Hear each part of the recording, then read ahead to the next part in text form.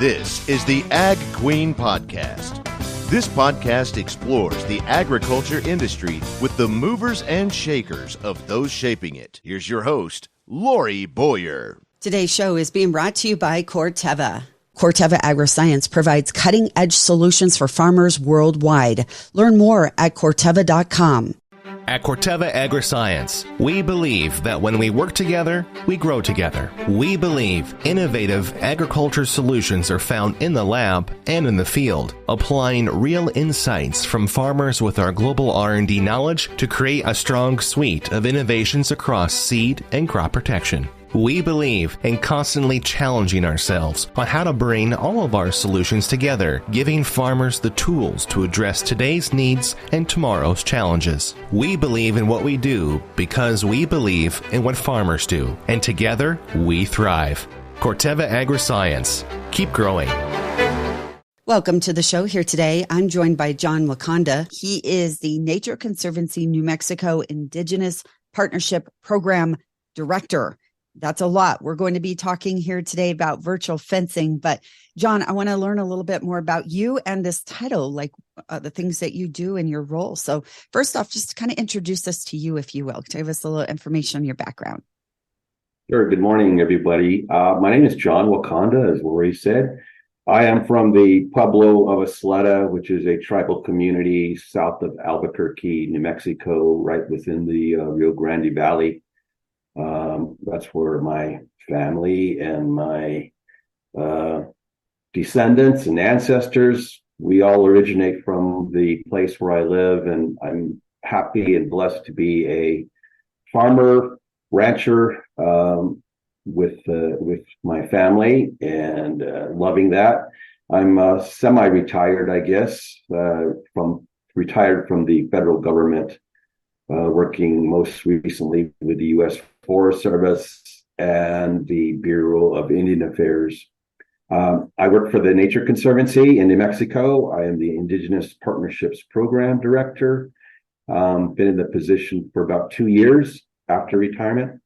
And I have the great opportunity to introduce conservation projects originating from an NGO through private funding donations, made possible through our organization, to tribes here in New Mexico and across the country, related to many different resource management areas, agriculture, forestry, fire, water conservation, doing some buffalo restoration work, just get to do all kinds of interesting projects and align Native American tribes to these opportunities. And I think we'll talk about one of those today.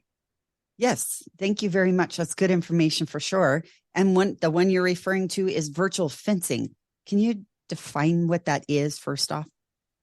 Virtual fencing is using some of the most recent technologies that are used to manage up to now mostly dogs, and being able to confine or restrict dogs or pets into a defined area. We're using that for cattle, and also trying a little bit on buffalo to see about the ability to manage livestock, cattle, using a transmitter and a receiver. The transmitter is placed on higher elevation, similar to a cell phone transmitter, and the receiver is a collar that's placed on the cow, which receives a signal, and the rancher has defined boundaries within a application that is used to define boundaries using Geographic Information System, GIS,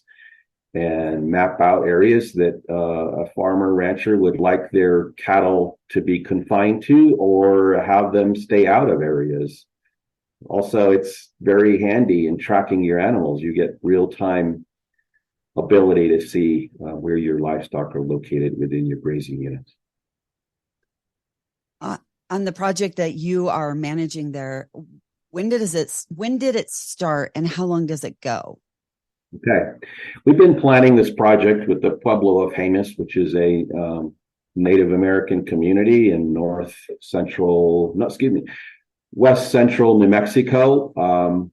We've been planning this project for about a year. It's very interesting and unique in that we're collaring cattle on communal grazing lands of the tribe. So it's a communal grazing area with several livestock owners who are tribal members, have various numbers of their own cattle on the grazing units. And so we've been communicating, talking to not only our tribal program manager, but also livestock owners about the system, getting their support to participate in the demonstration project, and then align the funding to be able to go so far as today having over 400 head collared and hoping to test the system. And so that's where we're at right now. So in about a year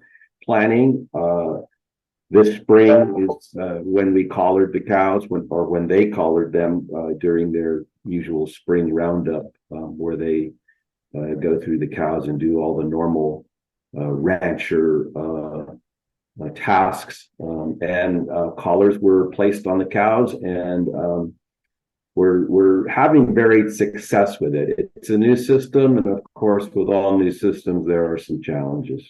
Then, John, what is your role with a Nature Conservancy district in this program and in this research? I aligned the Pueblo to the opportunity of the project because the Nature Conservancy is involved in these trial projects in Colorado, Nebraska, Kansas. And so the donor was very interested in implementing this within an indigenous community, an underserved community. And so the outreach was made to me through internal TNC communication to identify a potential project location here in New Mexico. And so I've aligned both the local Pueblo with the Nature Conservancy, who is working with the donor, the grantor, to be able to administer the project. So it's communication, connection, making sure all the supplies, materials, manpower arrangements. I have tremendous help in the Nature Conservancy, who is very interested in this project and have done a lot of the work in terms of delivery of the collars themselves, training, the installation of the transmitter units. All those had to have arrangements, schedules, timings, access to the grazing units, and then certainly the training and technical support. We're also assisting in the tribe in gathering monitoring data, rangeland data. So we also have employed through a partner, another partner, the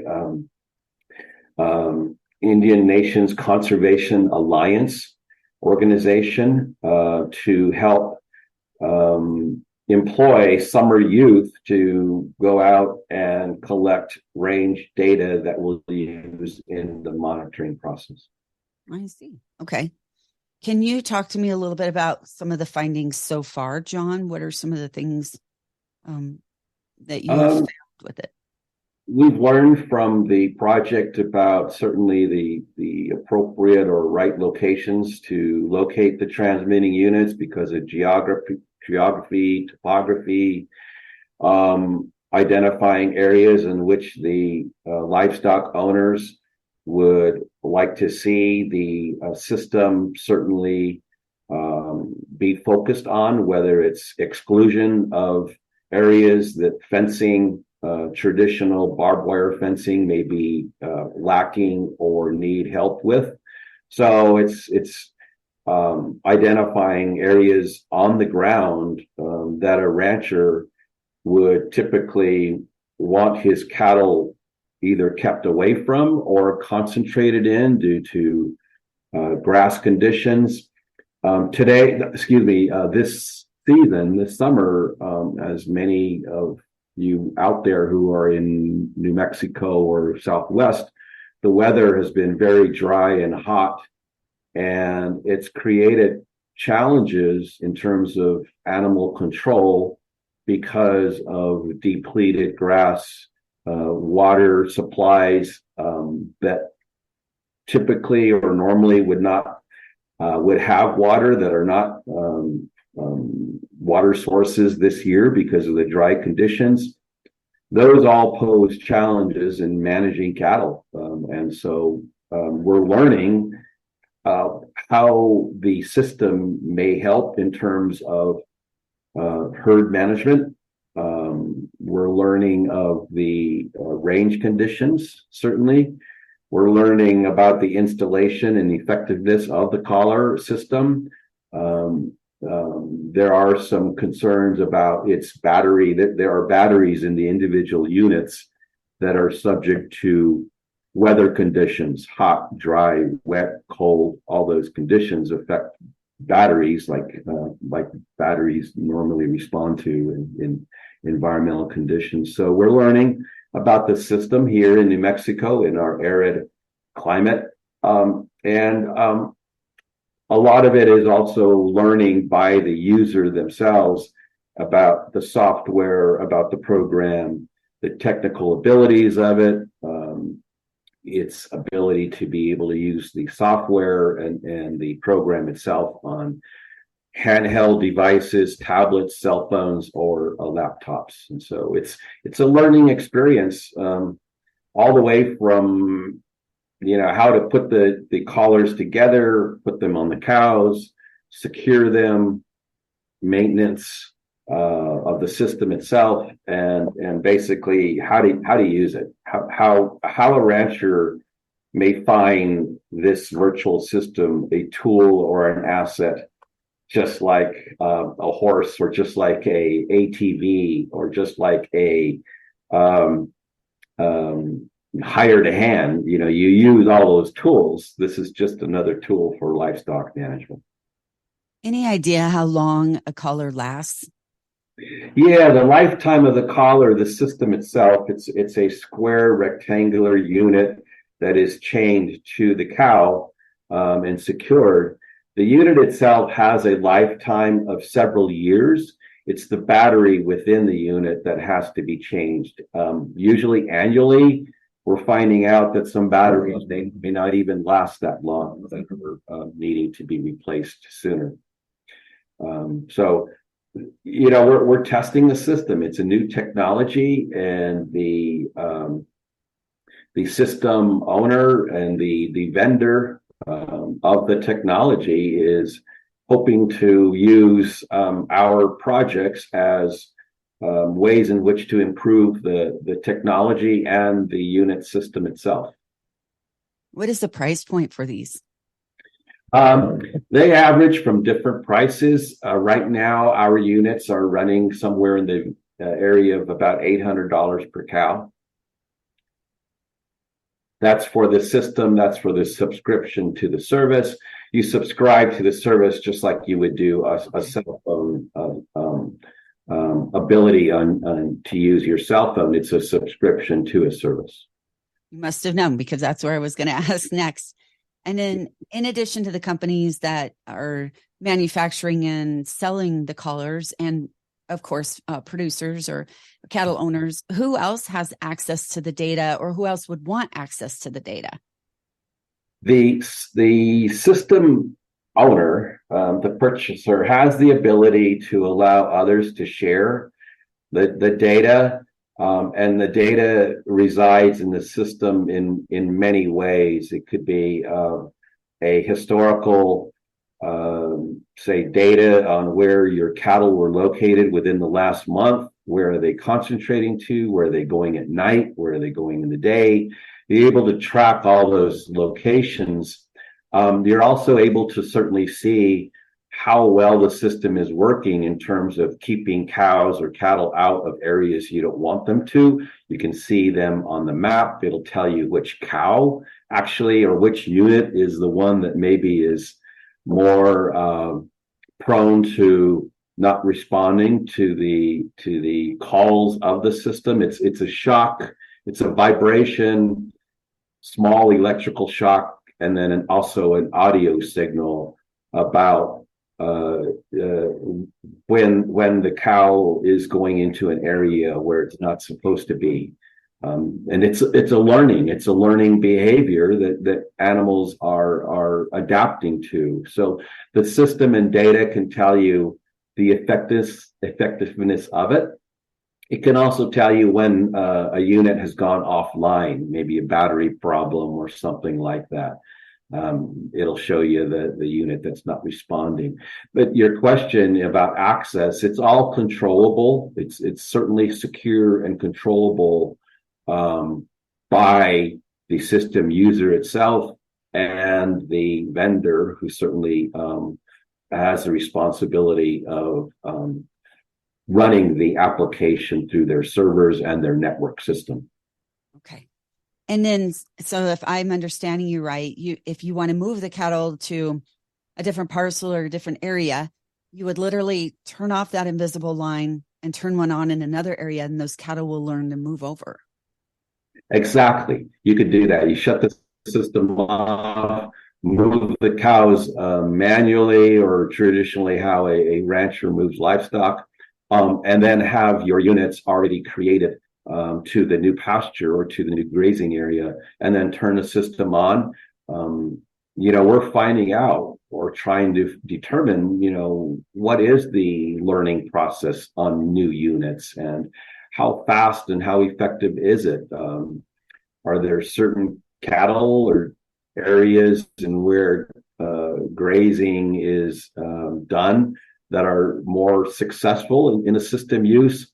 Certainly, we all know as ranchers and producers, grass and water are crucial elements, and you have to use the system that complements your water locations, grass locations. You cannot try and push a cow to an area or keep them out of an area where they normally are prone to be, especially in, like dry conditions like now, where there is limited grass supply or water supply.